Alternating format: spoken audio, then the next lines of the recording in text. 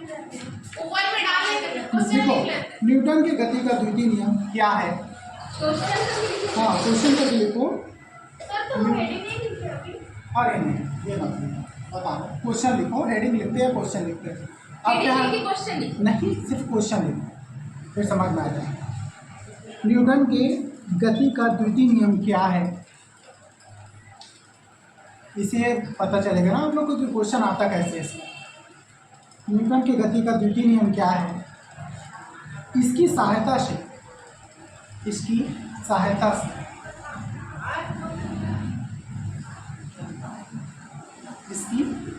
से शुद्ध F vector is equal to m a vector.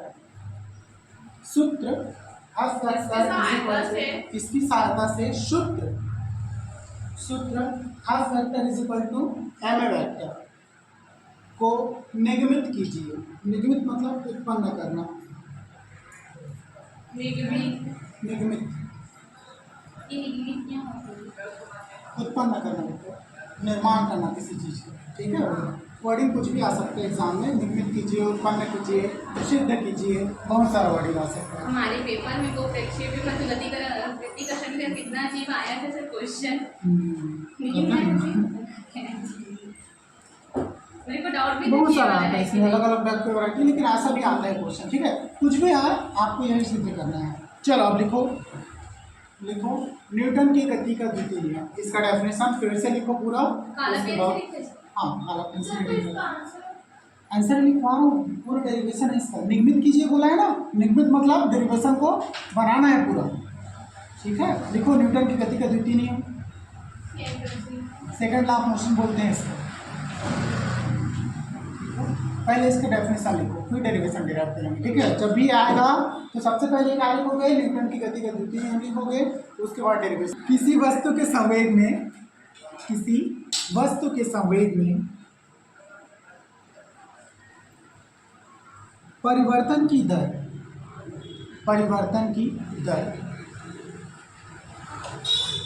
उस पर आरोपित बल के अनुक्रमानुपाती होता है। पहले अनु लिखना, फिर क्रमा लिखना, फिर अनुपाती, ठीक है। अनुक्रमानुपाती आरोपित बल के अनुक्रमानुपाती होती है, और यह परिवर्तन आरोपित बल की दिशा में होता है,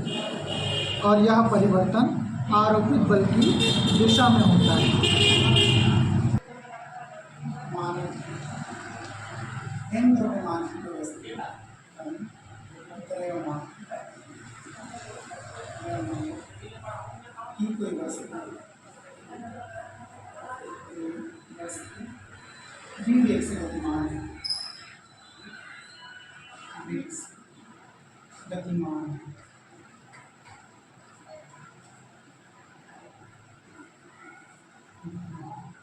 तब इसके लिए संवेग क्या हो जाएगा? v इक्वल टू क्या होता है?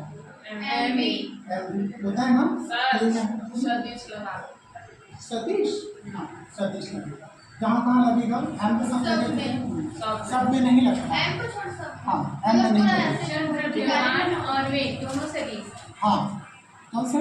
द्रव्यमान और वेग दोनों सदिश। संवेग और नहीं, संवेग सदिश है, द्रव्यमान नहीं है, तो उसमें भी आप वो लगाए हैं तो कुछ इसमें कहाँ लगा है? वो तो v में लगा है। m में छोड़ देना, v में लगा है, ध्यान दो, ठीक है।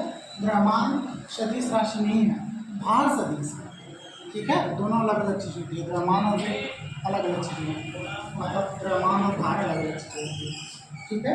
यहाँ पर ये कीजिए, हाँ, द्रव्यमान और भार अलग अलग होता है, ठीक है। किसी भी वस्तु का द्रव्यमान कभी नहीं बदलता, लेकिन भार जगह के हिसाब से बदलते जाते हैं, ठीक है। तो ये चीज़ें यहाँ पर अगर नापेंगे ना तो आपका द्रव्यमान और भार एक जैसे निकलेगा, लेकिन अगर चंद्रमा में जाके नापेंगे तो आपका द्रव्यमान वही रहेगा, लेकिन भार बदल जाएगा। ये वाले बुक में एकदम छोटा दिया है सर।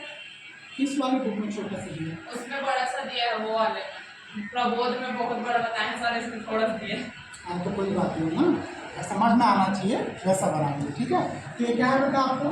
बस पी क्या है? वस्तु का समय। ये तो पता है क्या? छोड़ देंगे, लिखवा ये भी भूल जाओगे। नहीं हम लोग नहीं, हम लोग लिखेंगे नहीं, पता होना चाहिए, लिख देता हूँ। चलिए मैं लिख दूँ, बस बस ठीक है। किसी को क्या नहीं लिखना है, वस्तु की समय, ठीक है, वस्तु का समय इसी जगह लिखना हो गया आपको आगे, ठीक है। अब आप देखना थ्योरी पढ़ो, थ्योरी में क्या लिखा हुआ है, स्टार्टिंग लाइन ही पढ़ो। संवेग में परिवर्तन की दर उस पर आरोपित बल के अनुपाती होता है, ठीक है। आप ध्यान देना, आरोपित बल को लगे है ना F, ठीक है, तो कौन सा अनुपाती होता है, संवेग में परिवर्तन की दर। तो संवेग में परिवर्तन कैसे होगा, समय के साथ ही होगा, होगा कि नहीं होगा। तो F आरोपित बल के अनुपाती के साथ ऐसे बनाते हैं, ठीक है। यहाँ पर कितना किसमें चेंजेस हो रहा है, समय में चेंज हो रहा है ना, ठीक है। अपॉन कितना हो जाएगा बेटा आपका, समय कौन सी है, सदिश राशि है, बल कौन सी है, सदिश राशि है, ठीक है। तो दोनों में वेक्टर का साइन लगाना है, बिल्कुल याद रखना है आपको हमेशा, किसमें वेक्टर का साइन लगाना है किसमें नहीं। इसके लिए आपको हर एक राशि पता होना चाहिए कौन सा वेक्टर है कौन सा नहीं। द्रव्यमान नहीं था तो नहीं लगा है, वेग था तो लगा है, संवेग था तो लगा है, ठीक है, ध्यान रखना चाहिए।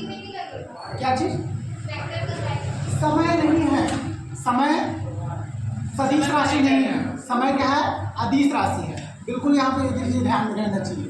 अब छोटी छोटी बारीकियों से ही आपका काम बनेगा। हाँ, अब ये साइन क्या बोले,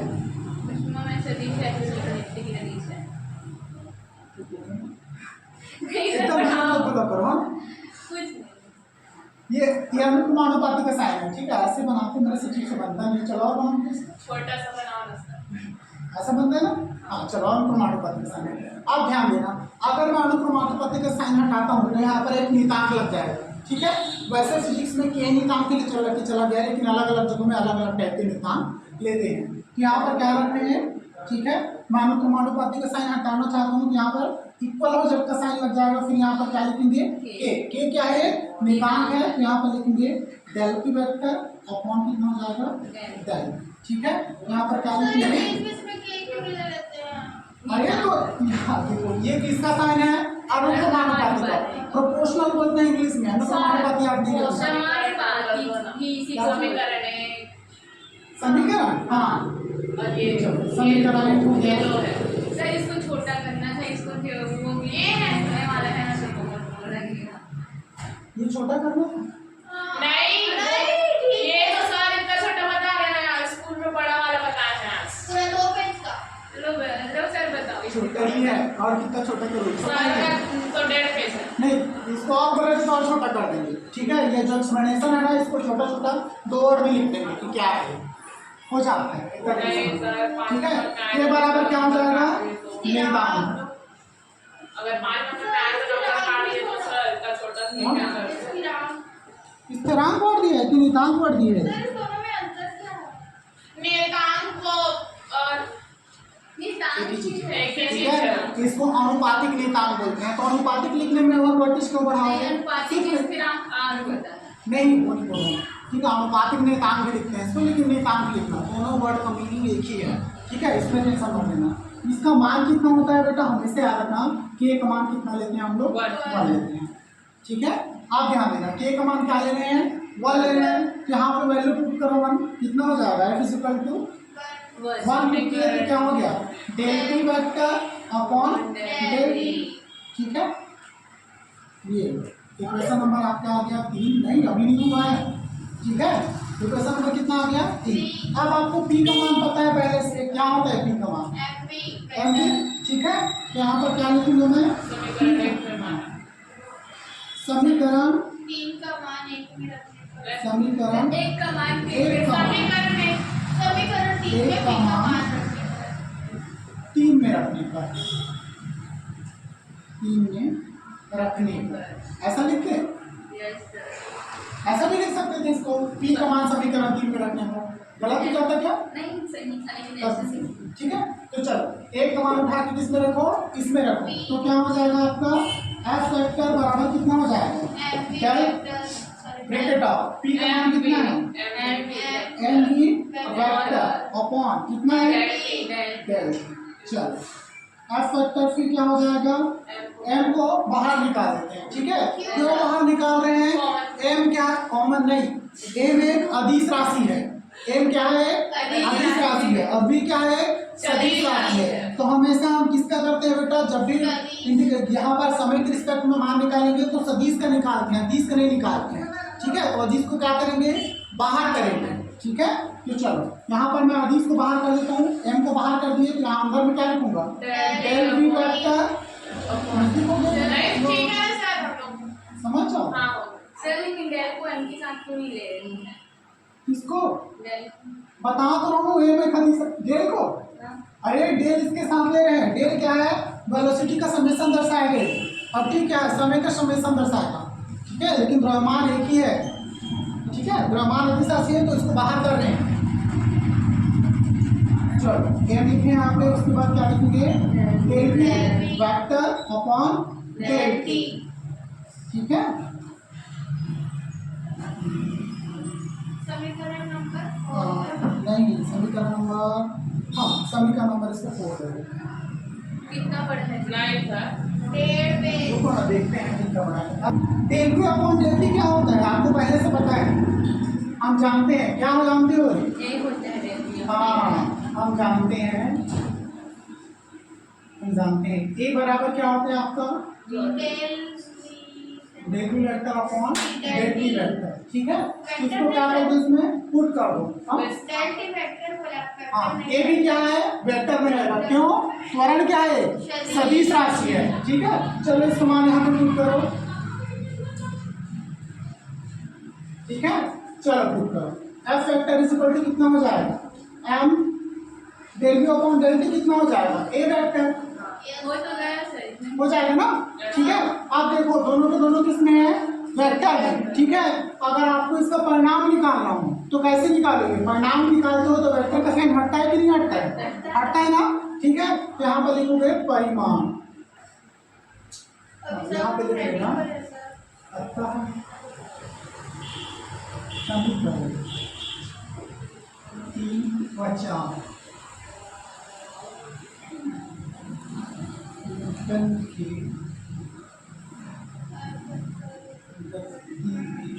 द्वितीय नियम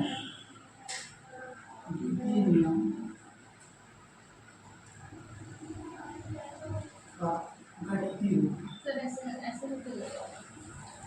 इधर से लिखते हैं कौन सा है?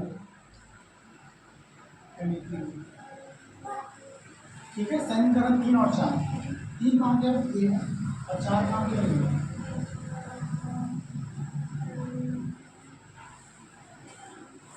हम लोग स्कूल आए थे सर, और मस्त लगे छोटे प्रिंसिपल अभी भी दयालु दयालुपन भी थी सर, एकदम सबको छुट्टी दे दी, 2 जा रहे हैं।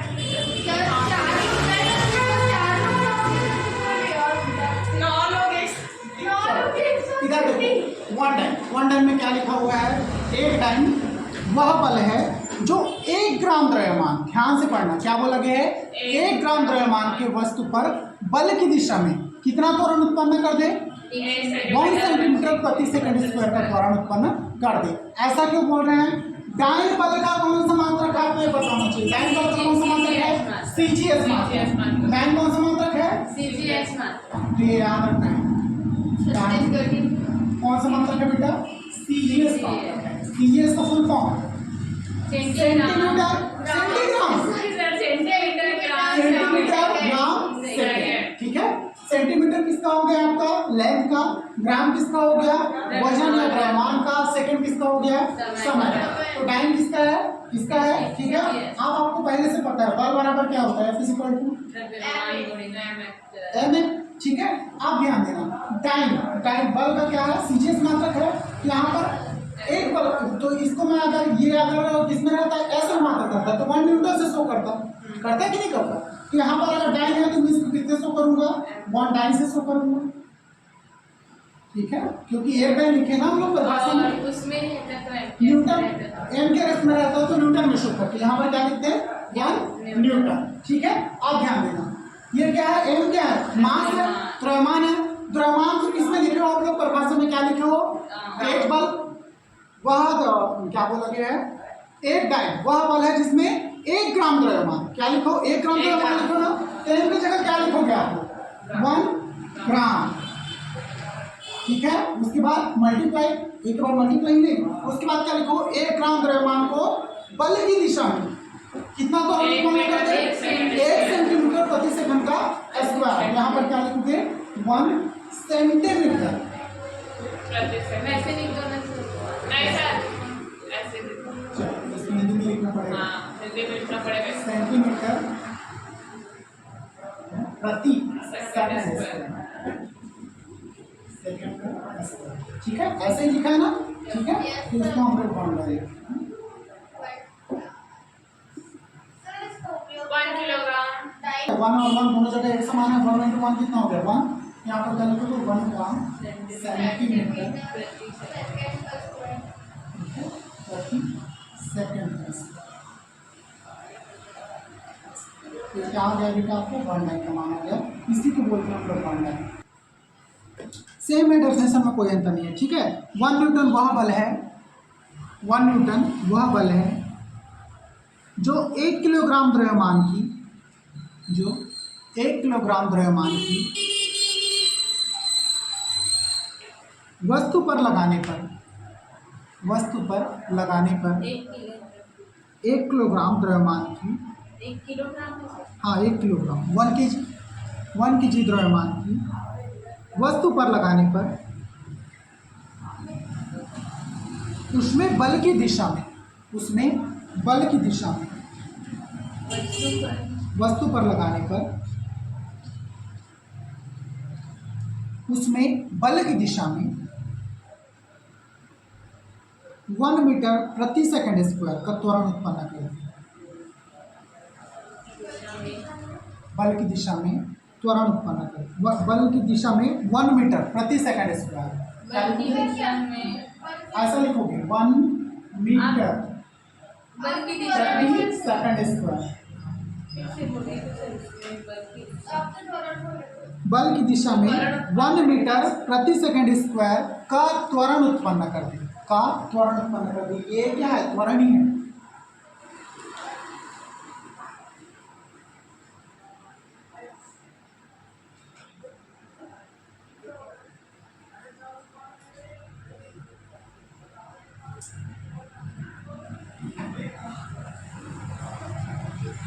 निकले इसका, आप ध्यान देना, ठीक है।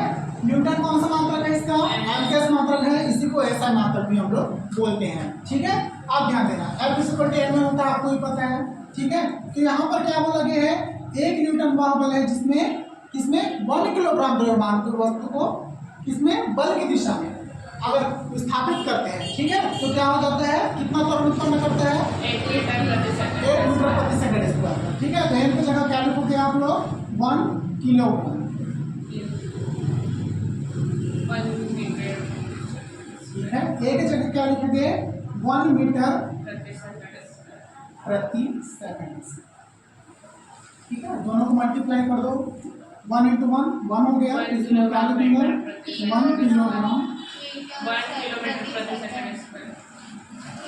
मीटर प्रति सेकंड, स्क्वायर तो उसका 1 मीटर। ठीक है। ये वैल्यू कितना होता है बेटा, आपको 1 मीटर, ओके। क्या न्यूटन और टाइम में संबंध, टाइम में संबंध,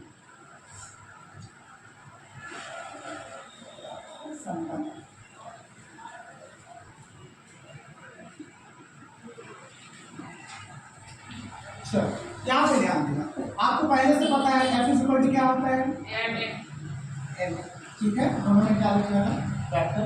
आप ध्यान देना, F इक्वल टू m होता है ना, तो आप अगर न्यूटन और टाइम में संबंध निकालने के लिए बोला गया है, ठीक है। तो मैं क्या लिखता हूँ यहाँ पर, पहले न्यूटन का लिख लेता हूँ, उसके बाद टाइम का निकालेंगे हम लोग, ठीक है। तो क्या होता है, 1 newton is equal to 1 kilogram. चलो इसका बताओ, इसका क्या हो जाएगा, न्यूटन में जब निकालते हैं तो किसमें निकालते हैं, किलोग्राम में निकालते हैं, किसमें मैं क्या लिखूंगा, 1 किलोग्राम, मीटर प्रति सेकंड। इसको किसमें लिखेंगे, किसमें लिखेंगे, मीटर प्रति सेकंड का, 1 मीटर 1 मीटर प्रति सेकंड, किलोग्राम ठीक है, आप ध्यान दें। किलोग्राम को हम लोग 1 किलोग्राम इज इक्वल टू कितना होता है? 1 kg इज इक्वल टू 1000 ग्राम, पता है ना? और 1 मीटर इज इक्वल टू कितना होता है? 100 सेंटीमीटर। ठीक है, यही पुट करेंगे यहाँ पर। ठीक है, 1 किलोग्राम की जगह कितना पुट करूँगा मैं? 1000। क्या लिखूंगा इसको? ग्राम। ठीक है, इंटू 1 मीटर की जगह आप पुट करूँगा 100 सेंटीमीटर।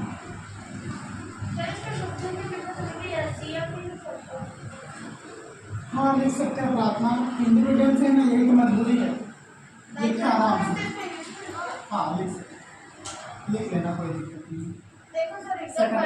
चलो अब इसको ध्यान। ठीक है, 1000 ग्राम लिखा हुआ है, यहाँ पे कितना लिखा है? सेंटीमीटर में लिखा है और सेकंड स्क्वायर। अब मेरे को बताइए, ये जो लिखा है 1 टाइम का मान है ना, 1 टाइम में तो ऐसे लिखे थे आप लोग, लिखे थे नहीं? तो इसको कैसे लिखेंगे? यहाँ पे पहले जितना आपको 0 वाला दिख रहा है सबको एक्सेप्ट कर दो। ठीक है, 1 2 3 4 5 0 है, मतलब 10 टू द पावर 5। तो मैं क्या लिखूंगा यहाँ पे? 10 टू द पावर 5। और क्या लिखूंगा इसको? ग्राम प्रति सेकंड। उसके बाद सेंटीमीटर प्रति सेकंड। ठीक है, प्रति सेकंड। ठीक है, ये किसका मान है बेटा? 1 टाइम। ठीक है, जितना हिस्सा किसका मान है? टाइम का। ये है क्या? नहीं, इतना हिस्सा टाइम का मान है। 1 टाइम का मान है नहीं? 1 टाइम में यही लिखे हो, याद आ रहा है नहीं याद आ रहा? अंकिता समझ में आ रहा है? नहीं पढ़ रहे आ रहे पढ़े होगे, यही है, सब सिंपल है। तो यहाँ पर क्या लिखूंगा? 10 टू पावर 5। और ये किसका मान है? 1 टाइम का मान है। 1 का अगर यहाँ पर 1 टाइम भी लिखता हूँ मैं, या फिर टाइम भी लिखता हूँ, एक ही मतलब है। ठीक है, 1 टाइम हो गया। यहाँ पर मैं इसको कितना लिख सकता हूँ? 10 टू पावर 5। तो किसका मान है बेटा? 1 न्यूटन का। ठीक है, तो 1 न्यूटन का मान कितना होता है आपको? कितना होता है? 10 टू द पावर 5। तो यही संबंध है। ठीक है, टाइम निकालना हो तो यहाँ पर न्यूटन की जगह क्या पुट करेंगे? 1 टाइम पुट करेंगे और जस्ट विपरीत निकालेंगे, हो गया। ठीक है, सेंटीमीटर उसको। लेकिन हाँ, एग्जाम में एक्सपेरिमेंट मत करना, जब भी रिलेशन पूछे ना न्यूटन और टाइम में, तो ऐसे ही निकालना। ठीक है, वो क्रिटिकल हो जाएगा। क्यों क्रिटिकल हो जाएगा? यहाँ पे सेंटीमीटर पुट करना पड़ेगा, तो उसको पॉइंट में निकालना पड़ जाएगा 1/2। ठीक है, तो उसका क्रिटिकल मत करना।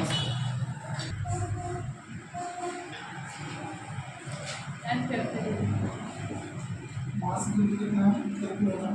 ठीक है, F factor force is equal to कितना दिया होगा? 2 किलोग्राम द्रव्यमान की वस्तु पर F factor is equal to 3i cap plus 4j cap. क्या लिखोगे? 3i cap plus 4j। ठीक है, ये क्या ऐसा क्यों लगा रहे हैं? बॉल क्या है? वेक्टर क्वांटिटी है कि नहीं? Vector quantity. तो ये दोनों की क्या हो गया? Vector quantity. आई के और जे के का मतलब क्या हो गया? 3 किस एक्सिस में है? एक्स एक्सिस में। 4 किस में है? वाई एक्सिस में। ठीक है, ये चीजें समझ में आनी चाहिए। चलो, तो इसका दिया हुआ है 3i के 4j के लिखे। न्यूटन का बल लगाया जाता है, देखो न्यूटन का बल लगाया जाता है। वस्तु में उत्पन्न त्वरण कितना होगा? वस्तु में उत्पन्न त्वरण कितना होगा?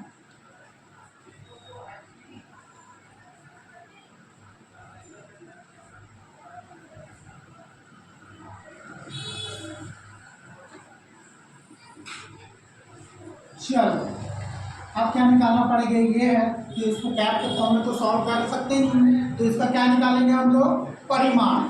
ठीक है, अभी तो वर्डिंग इस्तेमाल करते हैं ना, परिमाण, वही निकालना है। तो चलो इसका परिमाण निकालो। परिमाण बराबर क्या हो जाएगा? F factor.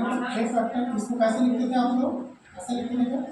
ठीक है, चलो इसी के फॉर्म में निकालो, कोई इशू नहीं। दोनों तरफ वर्क करने पर एक ही मतलब है। ठीक है, इसको ऐसा भी मतलब परिमाण निकालने पर डायरेक्ट ऐसे ही आएगा। ठीक है, एफ इक्वल टू कितना हो जाएगा? 3i को मैं क्या लिखूंगा? 3 स्क्वायर और 4 को क्या लिखूंगा? 4 स्क्वायर। तो दोनों की जगह से क्या हो जाएगा? क्या फॉर्मूला टाइप का लग रहा है। नया क्यों हो गया? दोनों की तरफ स्क्वायर, इधर भी स्क्वायर होगा, इधर भी स्क्वायर होगा। डायरेक्ट वो हटा दीजिए सर। हाँ, यहाँ पे क्या लिखूंगा मैं, एफ वेक्टर का होल स्क्वायर, ठीक है। परिमाण ऐसे निकालते हैं ना, इज इक्वल टू कितना हो गया, 3i cap plus 4j cap का होल स्क्वायर। अब ठीक है, ठीक है नहीं ऐसा नहीं कर सकता, ऐसा करो तो a प्लस b का होल स्क्वायर लगाना, इसको ऐसा करो, नहीं नहीं ठीक है रुको ना, इस पर इसको आसान कर देते हैं, ऐसा करो इसको और इसको क्या कर लो, ऐसा कर लो, बीच में प्लस का साइन लगा दो, ठीक है, ठीक है। इसका भी स्क्वायर हो गया, इसका भी स्क्वायर हो गया, ठीक है। तो इसको क्या लिखूंगा मैं, एफ वेक्टर का स्क्वायर करूंगा तो ये क्या हो जाएगा, एफ स्क्वायर हो जाएगा ना। उसके बाद आई कैप का स्क्वायर करो, कितना हो जाएगा, 3 स्क्वायर, और ये कितना हो जाएगा 4 स्क्वायर, आई और जे हट जाएगा, क्या हट जाता है स्क्वायर होने पर, अब इसको ऊपर ले जाओ तो सर आंसर 5 आएगा, अरे इतना जल्दबाजी नहीं करना है, 5 ही आएगा, बाकी लोग को बनाने का मौका नहीं देंगे फिर। चलो अब ठीक है रवि, सर मैं बिना आप इसे बस कितना हो जाएगा, 3 स्क्वायर कितना होता है, 4 स्क्वायर 16, आप इसे बस कितना हो जाएगा, 2 का 25, तो एफ का मान कितना है, 5 न्यूटन, ठीक है। निकालने के लिए क्या बोला गया क्वेश्चन में, त्वरण निकालने के लिए बोला गया, त्वरण कैसे निकलेगा, एफ इस पर क्या पता है आपको, एम पता है ना। चलो एफ का मान आपको मिल गया, कितना है 5 न्यूटन, एम का मान है आपके पास 2 किलोग्राम, ए का मान है निकालना है ना, तो इसको क्या कर दो, ए इक्वल टू कितना हो जाएगा, 5/2, चलो डिवाइड करो,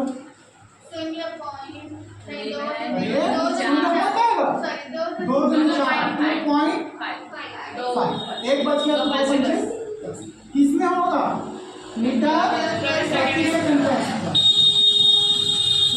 बच्चों के मन में ये भी आता है सर यहाँ पर तो किलोग्राम में था, फिर इधर मीटर प्रति सेकंड, किलोग्राम को हम लोग मीटर में क्यों नहीं, मतलब ग्राम में क्यों नहीं किया, ऐसा भी होता है ना, लेकिन किलोग्राम स्टैंडर्ड मात्रक है, ठीक है, तो स्टैंडर्ड मात्रक नहीं रखना है, क्या आ गया आसान था ना, ऐसा कुछ आया तो बना लोगे, आई कैप जे कैप के कैप देख के कंफ्यूज कभी नहीं होना है, ऐसे सब ये छोटा सा बनता है लेकिन इतना बड़ा करना पड़ गया इसको, अच्छा समझ में आ रहा है। चलो